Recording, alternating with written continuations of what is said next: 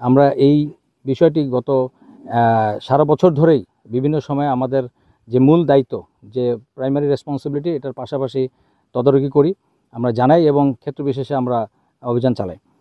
তো আপনারা জেনে খুশি হবেন যে লালাখাল এলাকায় আমরা এই 19 বিজিবি জোর এখানে তদারকি এবং অভিযান পর্যালোচনার জন্য এখন পর্যন্ত বালি এখানে আছে এবং ওইভাবে উত্তোলন হয় নাই।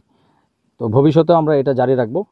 এবং আপনারা জানেন যে গত 2 মাস ধরেই জাফলং, লালাখাল, তারপর জৈন্তাপুর, বিছনাকান্দি, কালাসাদেক, এই এলাকাগুলোতে যে পাথর অপারেশন বিভিন্ন সময় হয়েছে, এখানে আপনারা খেয়াল করবেন যে 300 গজের মধ্যে যে এলাকাগুলো আছে এই জায়গাগুলোতে কিন্তু এখনও পাথর বিদ্যমান।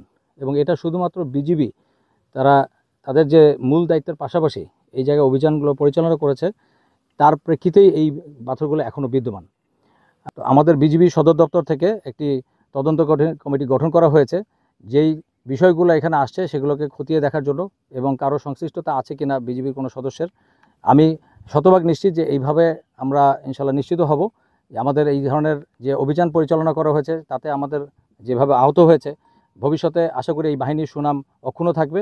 এবং এটা আরও পরিষ্কার করার জন্যই এই তদন্ত কমিটি সামনে বিষয়গুলোকে খতিয়ে দেখবে এবং স্বরাষ্ট্র মন্ত্রণালয় বা সংশ্লিষ্ট সংস্থাগুলোকে, গভর্নমেন্টের যে সংস্থা আছে তাদেরকে অবগত করবে। এই বিষয়টি এখনও আমাদের কাছে একটু অজানা, আমরা অতি শীঘ্রই এটি পরিষ্কার করব। তবে বিজিবির সংশ্লিষ্টতার পাশাপাশি অন্যান্য যে সমস্ত সংশ্লিষ্ট থাকতে পারে এগুলো তদন্তের ভিতরে উঠে আসতে পারে।